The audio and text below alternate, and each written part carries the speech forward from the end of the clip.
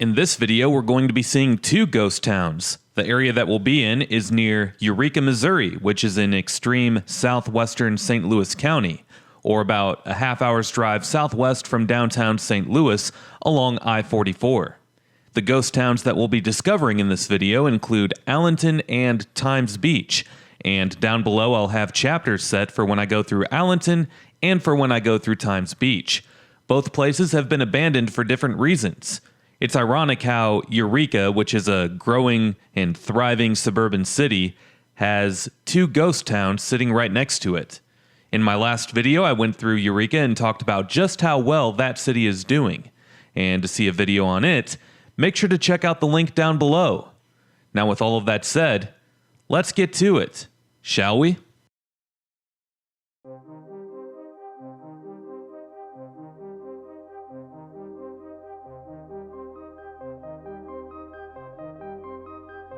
Allenton happens to be the first one of the two that we talk about in this video. Allenton sits right across I-44 from the popular Six Flags St. Louis theme park. About 2 to 3 million people visit the theme park annually, and to get to Allenton, there are only two ways. The most convenient way is the way that we're entering right here. You must cross over this narrow one-lane bridge where a set of traffic lights allows only one direction to go through at a time. Not only does the bridge cross over railroad tracks, but there's another track to cross, and there's no overpass for that one, which is kind of weird and unusual. The only other way to get to Allenton is from the east, which follows an old alignment of Route 66. Main Street parallels the railroad tracks for 2.5 miles before the next railroad crossing in downtown Eureka, so getting to Allenton from the east is not convenient at all. South of here, there's an area that's referred to as the Allenton Bottoms, as the Merrimack River forms a bend several miles to the south and creates this low-lying floodplain that's used for agriculture. However, there isn't a bridge over the Merrimack River, so the only way that you can reach Allenton from the south is if you canoe along the Merrimack River and then hike north along Hunters Ford Road, which nobody is going to do that. Lastly, west of town, there's not another railroad crossing for 2 miles. There is a road that follows the railroad tracks heading west, however, that's only until it reaches Fox Creek. And apparently you can ford the creek if you have a capable off-roader, but that's not something that every driver would be able to do, and why on earth would you do that if you can just pass through along the road that parallels the north end of the tracks? I mean, maybe if you have a beast of a truck, maybe you do that to flex, but otherwise, why would anyone do that? Anyway, the point is that despite being right across from a popular theme park and being right next to loads of thriving suburban development within the city of Eureka, and despite having close access to the traffic-clogged I-44 in a heavily populated region, Allenton has very limited access, and it feels isolated from Greater St. Louis, which is a metro area of 2.8 million people. It's like the railroad tracks along with the surrounding creeks and river create a barricade around the abandoned town. And speaking of barricades, the street that I'm on is blocked up ahead, so I had to turn around. Anyway, this used to be a city block, full of homes. Now, it's full of thick vegetation. Streets and power lines are about the only things that remain of what used to be Allenton.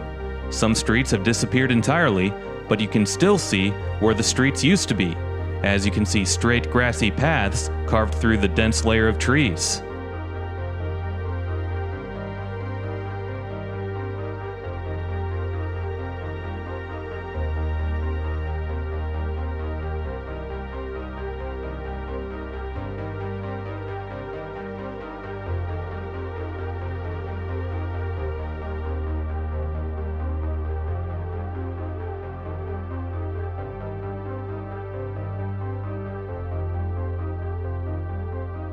This is so interesting. You can see that there's still railings on this little pathway. This used to be a street. The only reason that Allenton was here in the first place was because of the construction of the Missouri Pacific Railroad in 1852. 1 year later, it was established as several railroad workers built homes here. In 1890, Allenton was incorporated as a town. In 1932, Route 66 was aligned through the town's main street. And despite all of that activity, the town never grew to be more than 70 houses or so. The nearby towns of Pacific and Eureka saw all of the economic growth that occurred in the immediate area. And as a result, Allenton became a place of outdated infrastructure and poverty, as the property values never grew.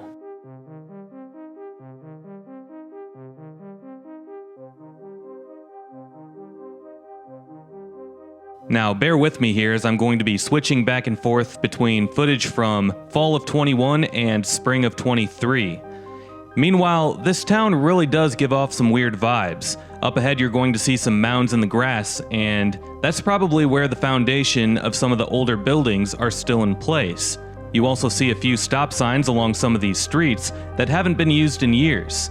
You also have power lines that follow the abandoned streets, with streetlights still attached in some spots, and you have to wonder when the last time was that these streetlights were on.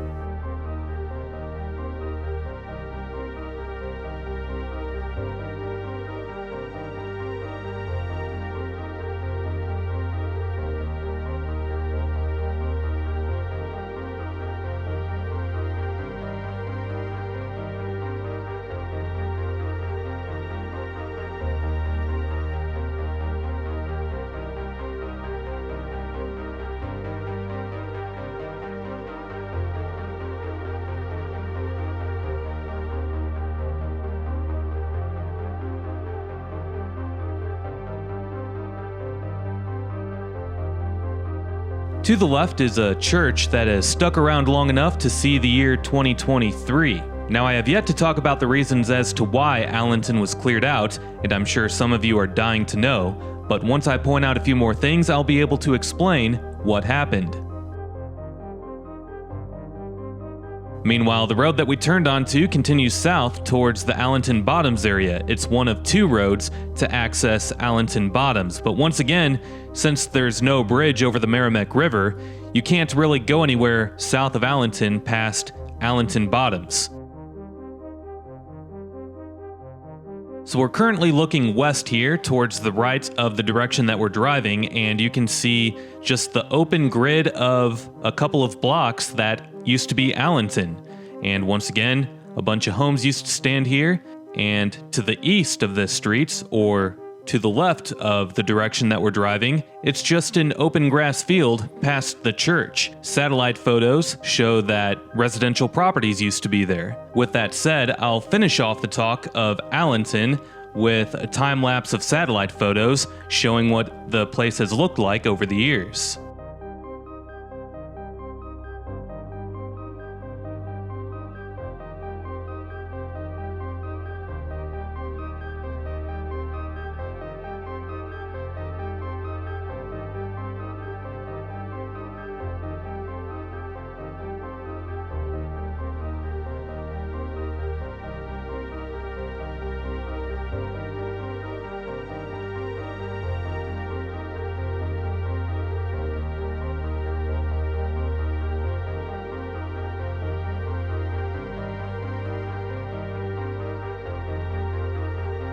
Now, amazingly so, to the right up ahead is a nicely preserved building, which is the old Allenton School.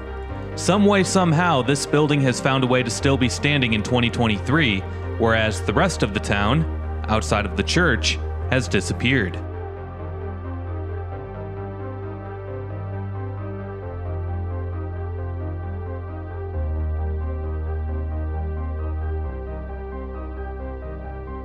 Now, I've turned around and we're heading back to where we came from. Alright, so I was mentioning earlier how Allenton was somewhat living in the shadow of both the nearby towns of Eureka and Pacific. Those towns saw all of the economic growth in the area, whereas Allenton never saw the economic growth. Allenton then became a place full of poverty as the property values never grew here. With that said, over time, Allenton started to die. More and more people moved out, and very few people moved in. Many of the homes over the years became boarded up and abandoned. Traffic no longer came through on Route 66, as once I-44 was constructed through the area in the 70s, people started using the interstate to get from point A to point B. As early as 1973, St. Louis County declared the town of Allenton to be blighted. In 1985, the remaining residents of Allenton voted to be annexed by the nearby city of Eureka to address water quality issues that the town was facing at the time. In 2006, both the city of Eureka and St. Louis County determined that Allenton didn't generate enough tax revenue to justify its existence. Eureka's mayor at the time claimed that only a few of the properties were hooked up to sewer, and most of the septic tanks on the other properties were old and outdated. Eureka then used what is called eminent domain to force the remaining residents and businesses out of the old town of Allenton. Originally, it was sold to a real estate investment company with the plans of building a massive suburban-like development with over 1,000 homes, and a shopping center anchored by a Lowe's home improvement store. It was going to look like your typical suburban area near a busy interstate exit, but it's been almost 20 years, and nothing has happened.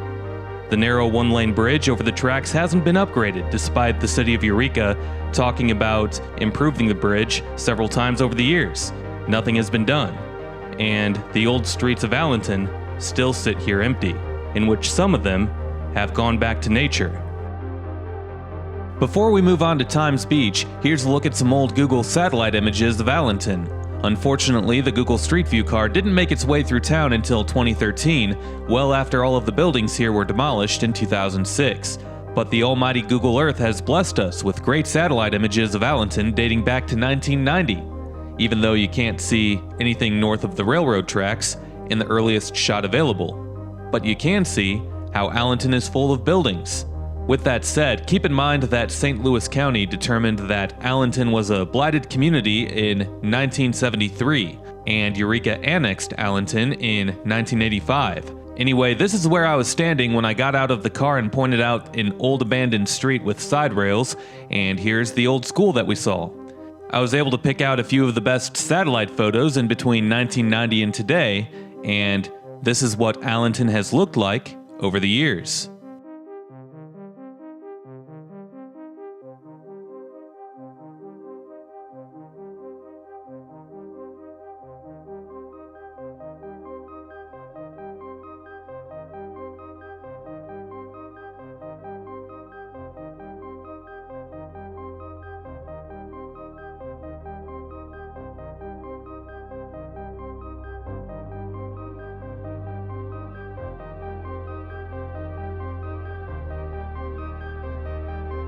Alright, so we have another ghost town to get to in this video, and it's on the opposite side of Eureka, so let's fly.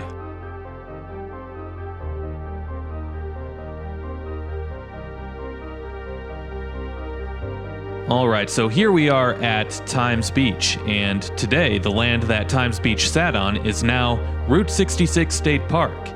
Times Beach has a much different story than Allenton, and as we head through what used to be Times Beach, unlike with Allenton, there's absolutely nothing left of the old town, except maybe the fact that the loop that we drive around follows some of the streets that used to run through, but also not really.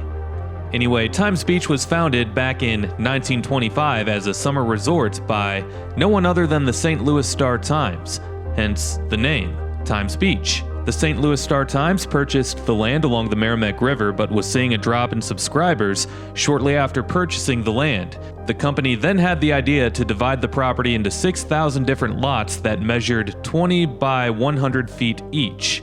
In order for someone to get one of the lots, as a part of the promotions deal with the Star-Times, the newspaper sold single lots with the purchase of a $67.50 subscription, along with a $10 down payment and a $2.50 monthly installment fee.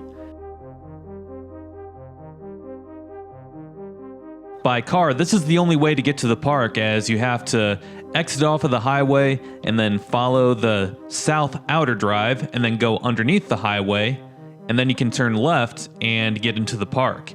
And also, side note, as the St. Louis Star-Times originally was founded as the St. Louis Sunday Sayings in 1884. In 1896, the name changed to the St. Louis Star, and then the Star Chronicle in 1905. From 1908 to 1914, it was called a variation of things, from the St. Louis Star to the New St. Louis Star, and then in 1932, it became known as the St. Louis Star-Times. Regardless, the Star-Times couldn't compete with the larger newspapers in town, and in 1951, the paper was bought by the St. Louis Post-Dispatch. Well, moving on now, Times Beach quickly became a popular spot in the summer. However, due to common floods along the almighty Merrimack River, the original homes were built on stilts. Route 66 was designated through Times Beach shortly after the town was established, and the original Route 66 bridge that was built from 1931 to 32 still sits here today.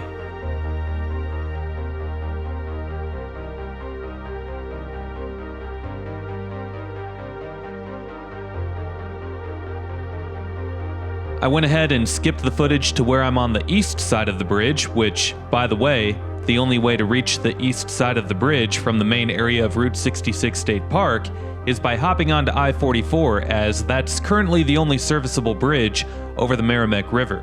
And the reason why we're on the east side of the bridge is because what was known as the Bridgehead Inn opened in 1935, and it was a place that saw gambling among other sinful activity, or activity that was considered to be sinful for that era.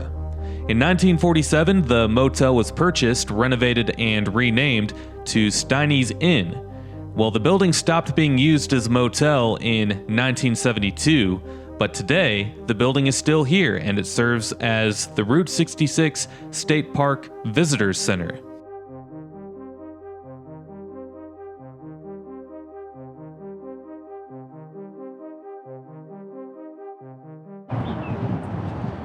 Route 66 State Park. There you go. On the other side of the river, though, can't access this information over there. There's nothing like this over there. Times Beach. You can secure a summer home site at Times Beach on the Merrimack. Turned out to be the worst thing that they could have ever done. There's a sign, Times Beach, just across the bridge. Try to get rid of some of that glare there, maybe.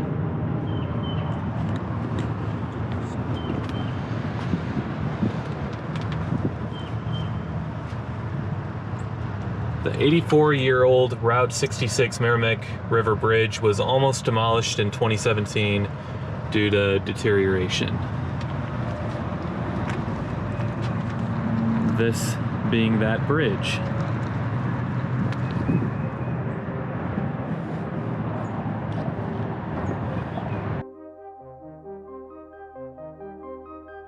It'd be really cool if they're ever able to open up that bridge at least for pedestrian use as a part of the state park, and maybe one day they will.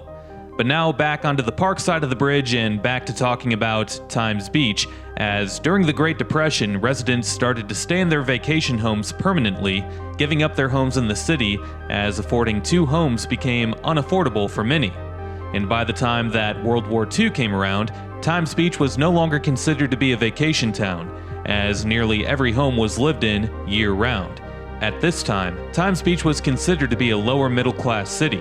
In the 1960s, I-44 construction began through the area, and once that was completed, Times Beach saw much less business as people were no longer driving on Route 66, rather Interstate 44.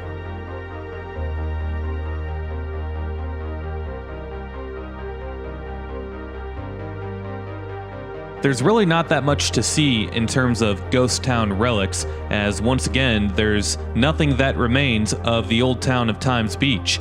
Today it's really just an open park area, but it seems to be a really nice one at that. However, here's where the story of the downfall of Times Beach begins. In the 1970s, it's said that the town couldn't afford to pave its dirt streets, and the dust was undesirable. The city then hired a man named Russell Bliss to spray waste oil on the dirt streets through the town, and he did as such for 4 years from 1972 to 1976. Bliss started his technique by spraying oil in a nearby horse stable back in 1971 in an effort to control the dust. At the time, it sounded like a great idea to spray oil on the dirt streets to stop the wind from kicking up dust from the dirt roads. It's a fast and cheap solution to the problem, right? Nope. Wrong, because being cheap is what ruined this town, as little did anyone know at the time that this quote-unquote waste oil was actually a toxic chemical to humans, as it contained dioxin. Needless to say, the chemical was also toxic to horses, as Bliss ended up killing 62 of them in the stable that he sprayed the oil in. The oil that Bliss used was from the Northeastern Pharmaceutical and Chemical Company, as Bliss used to haul waste for that company before spraying the dioxin on dirt streets and in the horse stables throughout the area. He also lied to people by telling them that it was engine oil that he was spraying.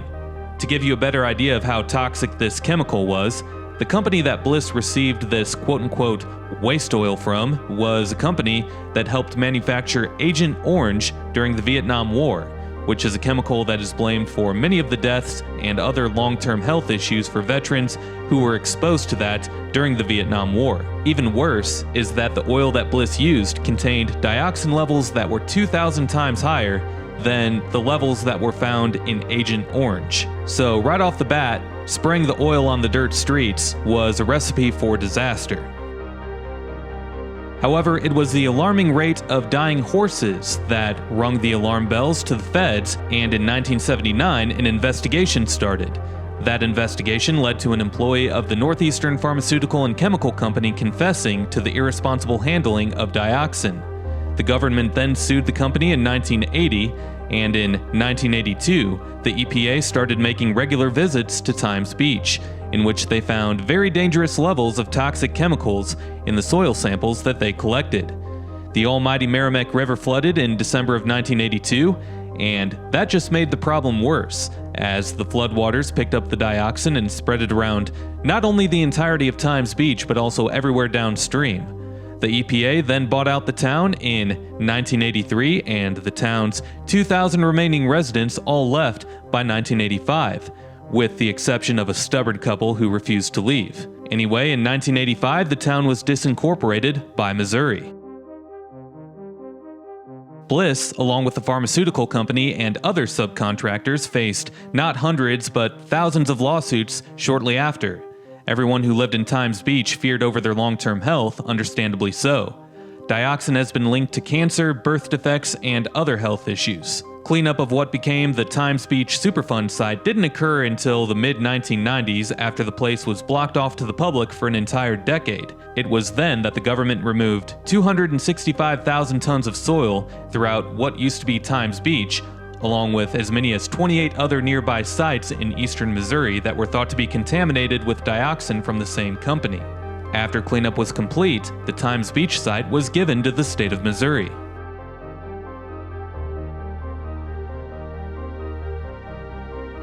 It's important to note that at the time, this was a huge story being shared by media outlets across the country, and as the former Times Beach residents moved on to their new communities, they were often being treated poorly by their new neighbors, as the neighbors feared that the contamination was contagious. It's safe to say that we weren't nearly as educated of a society back then as we are today, despite whatever opinions you may have of modern society.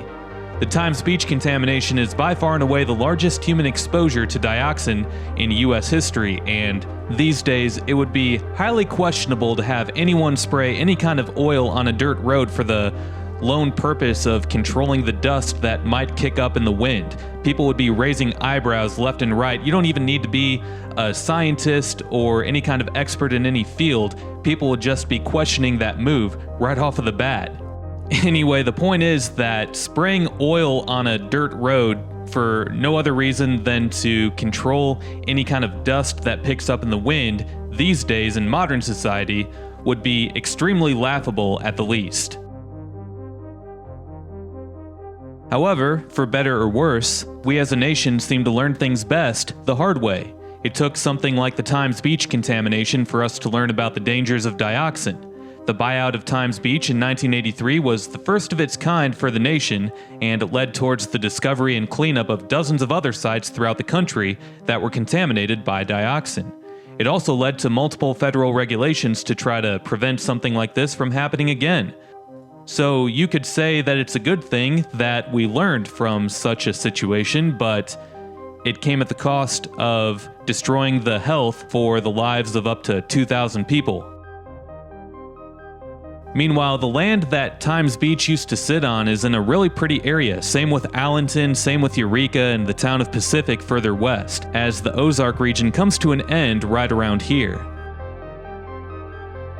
Lastly, just as I did with Allenton, here's a satellite photo of Times Beach from 1990. At this point, Times Beach was blocked off to the public as the government was waiting on cleaning up the site. In 1996, you can see that cleanup has started, and you can see a giant facility in the middle, which is a temporary incinerator that was used to treat the contaminated soil from not only Times Beach, but also from the surrounding contaminated sites throughout the greater St. Louis area.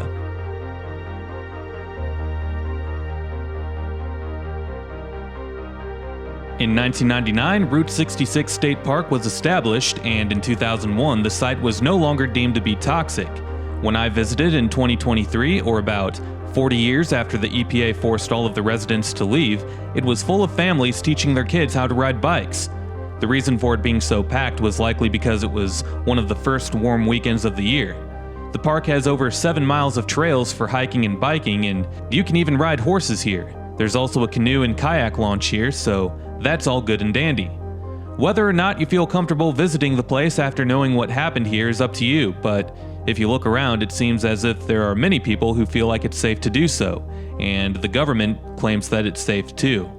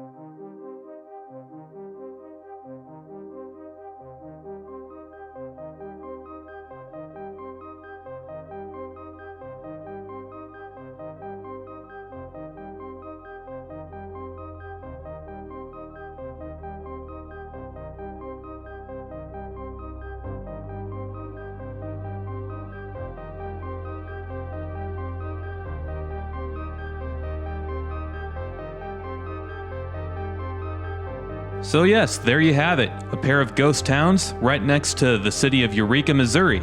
Eureka is a thriving suburban city in the extreme outskirts of the greater St. Louis area, whereas Allenton and Times Beach are ghost towns.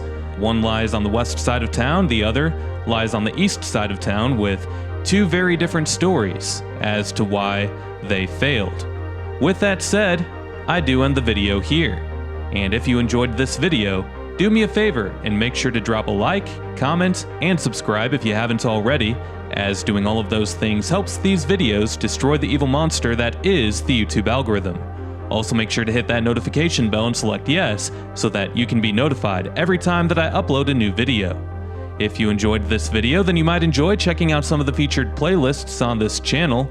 Videos with amazing insights on other places like what you saw here can be found in my St. Louis Suburbs playlist, my Missouri playlist, or in my Route 66 playlist. Last but not least, if you can't get enough of me on here, you can always go follow me on my other social media accounts, and those links are below. We'll see you next time. Peace.